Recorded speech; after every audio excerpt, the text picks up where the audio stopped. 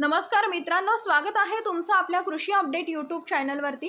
राज्यात पुन्हा अवकाळी पाऊस होण्याचा अंदाज हवामान खात्याने आज दिलाय। कोणत्या परिसरामध्ये पावसाचा अंदाज आहे पाहण्यापूर्वी आपल्या कृषी अपडेट यूट्यूब चॅनलला सबस्क्राइब करा व शेजारील बेल आयकॉन प्रेस करा। अवकाळी पावसामुळे नागरिकांसह बळीराजा हवालदिल झालाय। या अवकाळी पावसामुळे शेती पिकांचं मोठं नुकसान झालंय।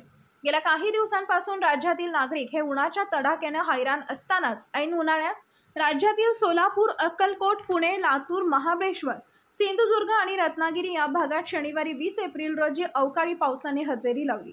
तसेच आज 21 एप्रिल रोजी राज्यातील पश्चिम महाराष्ट्र, विदर्भ, मराठवाडा, कोकण आणि मध्य महाराष्ट्रामध्ये अवकाळी पाऊस पडण्याची शक्यता हवामान विभागाने वर्तवली आहे।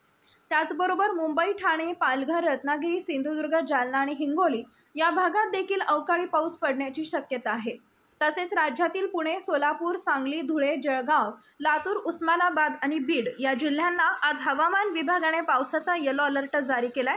राज्यात शनिवारी अक्कलकोटमध्ये झालेल्या अवकाळी पावसामुळे 2 गावात वाहतूक बंद करण्यात आली होती, तर तुळजाभवानी मंदिरात पाणी शिरले होते।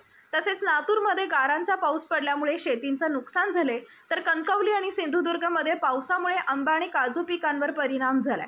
या अवकाळी पावसामुळे राज्यातील काही भागात वीज पुरवठा देखील खंडित झाला होता।